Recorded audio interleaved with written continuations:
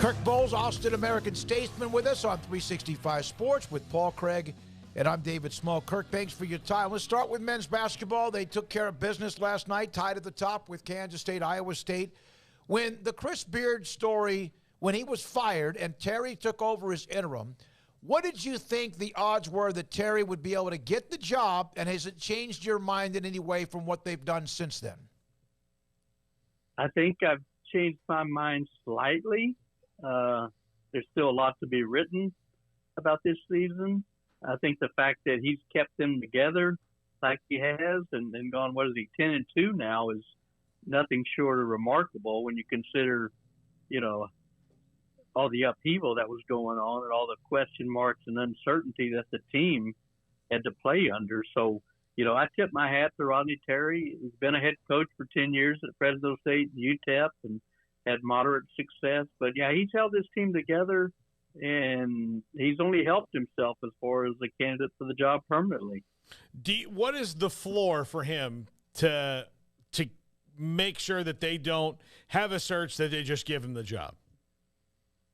Well, I can't imagine them just giving him the job, but I think if he were to go to, say he gets to the Sweet 16 after inheriting the job under the circumstances he did at midseason, probably most places would just, anoint him the successor and give him the job. But it's probably a little not as simple as that because, he wasn't tearing it up as a head coach. He hadn't won an NCAA tournament game.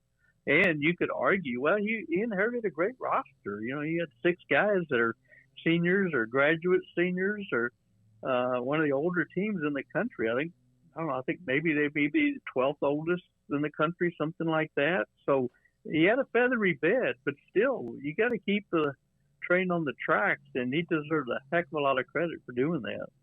Kirk, why has this team been able to navigate what was, pretty surprising, and probably for some of the guys, traumatic, upheaval that was totally unexpected.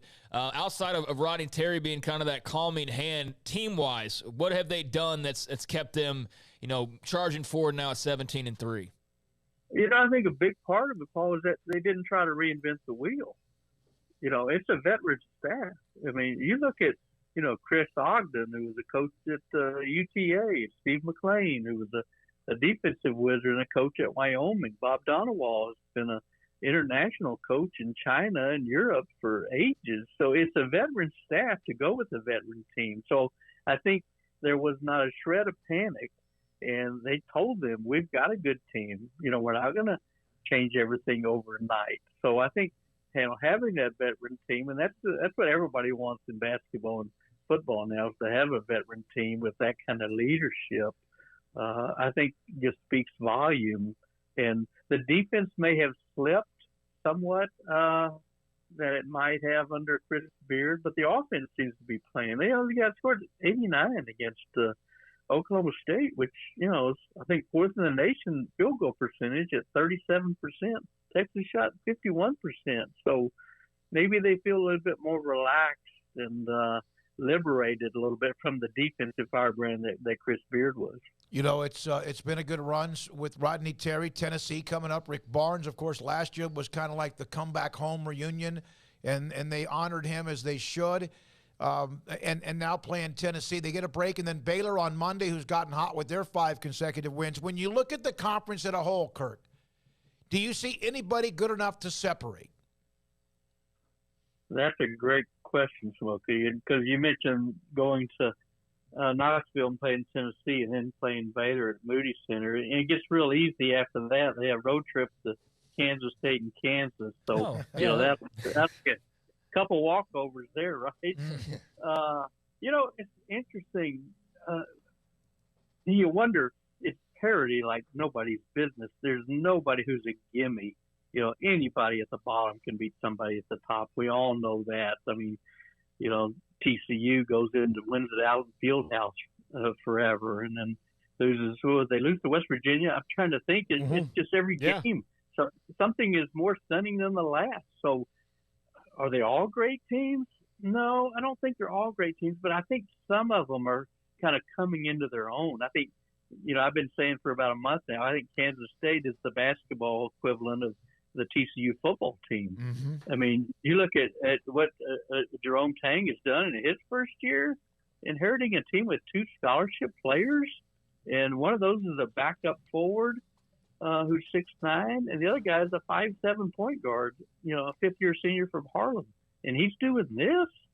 I mean, if he's not the favorite for the National Coach of the Year right now, I don't know who the heck he is. So, and they were picked last, picked last in the Big 12, and Iowa State, boy, they can light it up. Maybe their defense isn't as quite as good. Baylor, I watched the Baylor Kansas game on Big Monday, and boy, I seem like they're kind of hitting their stride.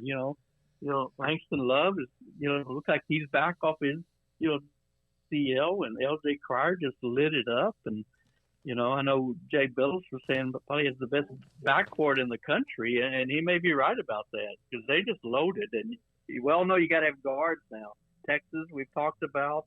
I don't know if there is a super team. I think this is hardly a vintage Kansas team. I think that's safe because they just, Kansas doesn't have the size. They don't have that big center like a Rafe LaFrance or Nick Collison or McCormick, something like that. So I think of anything, probably Kansas has dropped off the most, even though they kind of hit it before this 3-game losing streak. But if you tell me right now there are 2 teams from the Big 12 go to the Final Four, I'm buying that stock. Kirk, I think that we're seeing it faster in basketball than we will in football, because in football you're talking about, building up a gigantic roster of scholarships, but the transfer portal has equalized a lot of things, especially in college basketball, because 2 guys can swing a whole roster into being a contender. So I don't know if we have a super elite team, which your 2 of 4 teams in the Final Four would make sense, because I don't see anybody nationally that everybody's terrified of like they were of Baylor Gonzaga just 2 years ago. No, that's a very good point. You've got a lot of good teams. Alabama had a good team. Houston, a great team under Kelvin Sampson. They've been to the Final Four, Elite 8, but, then they get knocked off by Temple. So, it just seems like the parity kind of stretches, all the way across the landscape. Alabama is a really good team, but they've lost. Tennessee, like you say, is a really good team. It's going to be interesting. We're going to see the SEC, challenge this weekend. We'll kind of see how, the Big 12 matches up against another league. But you're right. You don't see that one dominant team. Michigan State, Gonzaga, Kentucky. Obviously, they've had their struggles. Kansas, again, not a vintage team. I was shocked that Kansas had 2 bench points in that game too. Mm-hmm. I've heard of short benches before, but jeepers, that's not much depth. So yeah, it may just be one of the wildest NCAA tournaments ever. I'm telling you, it's going to be crazy. So maybe I'm sliding the Big 12. Maybe they'll get 3 teams in the Final Four, huh? Well, we could go for that. Yeah, we alluded to Ken Palm, the rankings, college basketball analytics and data, and it's crazy how good, because it's almost the Big 12 in men's basketball is almost as if what the SEC thinks of themselves in football, with people beating each other up and staying inside the top 10 or 15. But you know what? But the basketball in this league is even better. You're right. I think you said it like the way the SEC thinks of itself. And yes, it's the premier football conference. They've won, the last 4, I guess, national championships, 3 different teams, so. But, I think most of us think, well, it's kind of more top-heavy. You look at, Arkansas fell off, A&M football really fell off, and, Ole Miss started like a house of fire and then lost 5 of their last 6. But show me a bad team in this Big 12. You just can't find it. It's funny, Jeff Bagwell, the famous Houston Astro legendary guy, used to say, yeah, I remember when you get the schedule out before your season starts and you're looking through the schedule, and you're looking for the gimme, and you can't find the gimme, that means you're the gimme. Oh. And I thought that was hysterical and a great way to put it. You can't find a gimme, and it's not even you if you're looking at the individual schedule. So, tell me who's got a bad team. Texas Tech's record looks like they're a bad team, but they took Texas to the wire down here, and they got the kid from Utah Valley transfer, 6'11" kid. He's probably going to play in the NBA. He's got a great handle. He can shoot from outside. He can play with his back to the basket. There's just talent up and down and great coaches. And I don't know what Jerome Tang was waiting 19 years on Scott Drew's bench for, but, boy, a lot of teams must have missed the boat when he told them no, because what a job he's done. Yeah, they did. And a few others bypassed him and hired somebody else. And, of course, I'm glad he did stay that long for his sake because he enjoyed a national championship before moving on to Kansas State. Yeah. So UT football, Sarkisian has completed his staff, the wide receivers coach, I think one of the latest. Right. They've got a bunch coming back. We always know that the expectations are out of control no matter what because of who they are. But it does appear as if, despite losing Roschon and Bijan and Overshown and others, that this could be a legitimate hype machine, you think, this offseason with who they have? Well, I'm pumping the brakes. I did my early season top 25 team Sunday smoke, and I didn't have Texas in my top 25. I know everybody else is going ape over them, and they're probably ranked anywhere from 15 to 18. I'm going to wait and let, A&M, Texas, and Oklahoma prove it and not just give them the benefit of the doubt. On paper, boy, Texas, they've been a powerhouse on paper before. That hadn't gotten them to the CFP. We all know that. I mean, you got 10 starters back on offense. You got everybody but Bijan Robinson. So you got your entire offensive line. You got a quarterback that you think you believe in. You got the great wide receiver transfer from Georgia who's caught touchdowns in their last 2 title games. So, on paper, it looks really good. Let's see if they develop it. Let's see if Sark can win close games.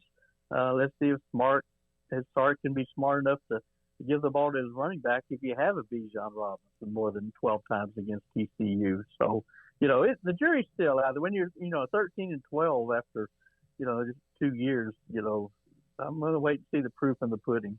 It's been a bit of a curse for Texas coaches the last couple times that when they lose, they don't give the ball to Bijan Robinson. Now he's not there for him to give the ball to, so maybe they'll open it up.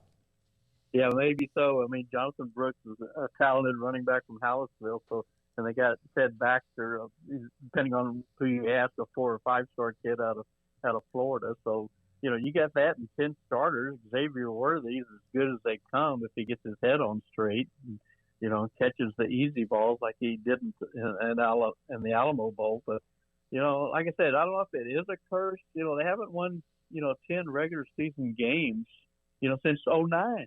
They won it when they went to the Sugar Bowl and beat Georgia, but regular season, I mean, they lose about 4 or 5 games every year, and that's not going to cut it. So there'll be a lot of pressure on Sark in year 3, and especially when you look around the country and first-year coaches like Lincoln Riley at USC, Dan Lanning at Oregon. Sonny Dykes, what did he do? Oh, okay, he got to the title game. There's a lot of pressure when you look. Just look up the road at Texas. Dave Aranda in year 2 wins the Big 12, wins the Sugar Bowl. Of course, now they may be mad at Dave. It's like, come on, where's the follow up? You get spoiled pretty quickly if you're a fan. We all know that. Absolutely, yeah, absolutely. Kirk, when it comes to the Big 12 and Texas, are you guys sensing that you're preparing for the final year of the Longhorns playing Big 12 football? Or are you like everybody else, like us, we were discussing this earlier, we don't have a clue of when the last year of Oklahoma and Texas will be outside of just knowing it has to be in the next couple of years?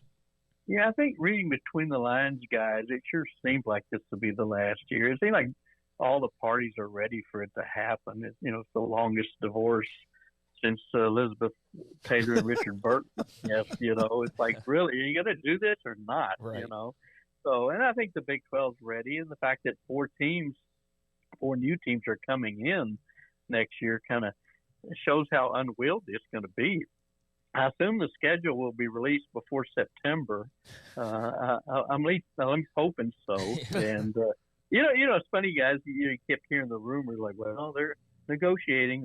There's a small possibility. One Big 12 administrator told me, I think there's a 30% chance Texas and OU could still leave this off season. I go, well, they got to move a lot of mountains to do so. So, but I think everybody again is ready for to rip the Band-Aid off. But if I had to guess just from reading the tea leaves, I'm guessing this will be the last year in the Big 12. Kirk, have you heard or had anyone who's a part of the UT administration or whoever, from Kevin L-Type, whatever else, have any kind of thought that they don't even want to have to play a game in Cincinnati? Like that would be like, ooh. Is there any of that at all? Have you heard any of that at all?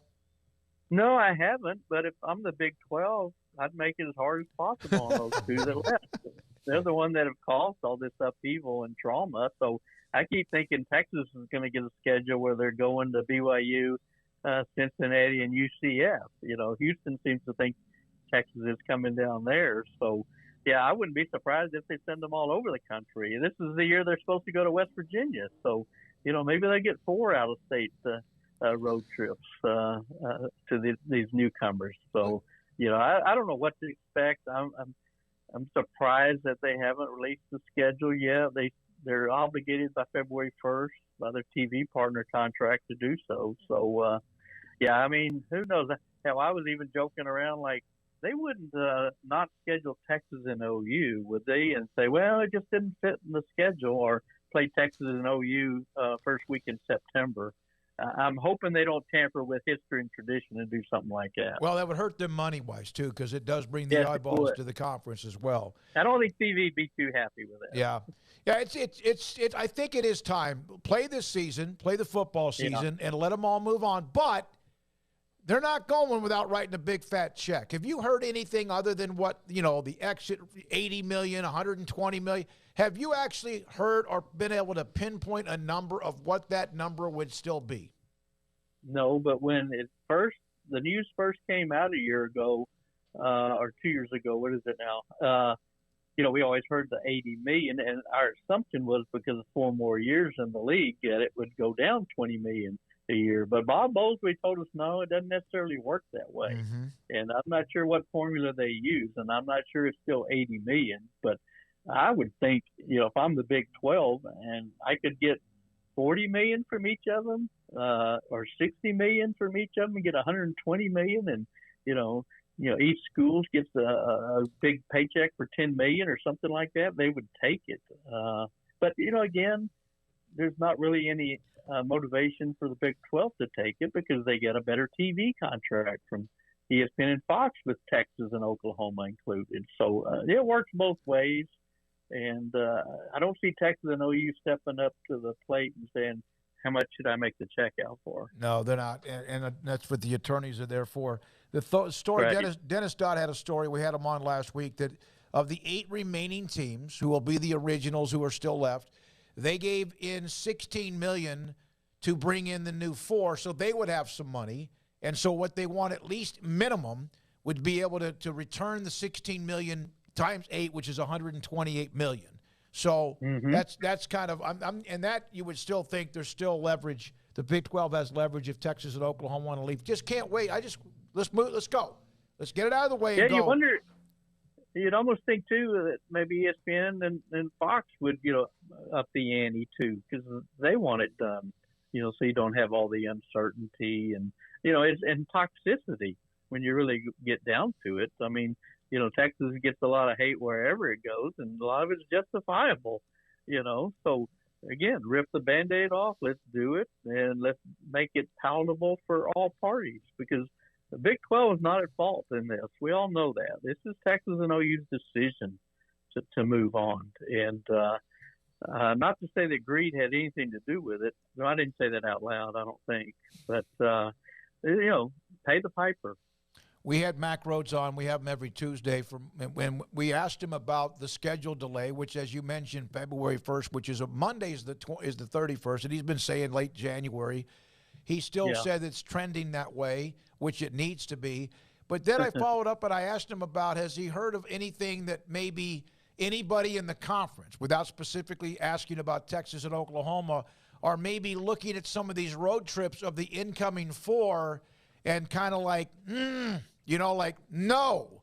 And he kind of almost like spit giggled in a way and kind of danced around it for a little bit before getting back to this when the schedule was going to be released. So that was kind of interesting yesterday. And you figure the 4, the old Was TCU just happy to be there when they got pounded by Georgia? Well, I don't necessarily think so. They just didn't play very well in that game. But these four newcomers are just kind of glad to be here because they're all moving up, a level, into the Power 5 echelon. So, but I think for now they're just glad to be here. But time's a wasting. Let's move on. I mean, who knows? By the time this happens, maybe the Big Ten will have 24 teams at the rate we're going. Kirk, thank you as always. Appreciate your time. Kirk Bohls, a columnist for the Austin American-Statesman, also part of that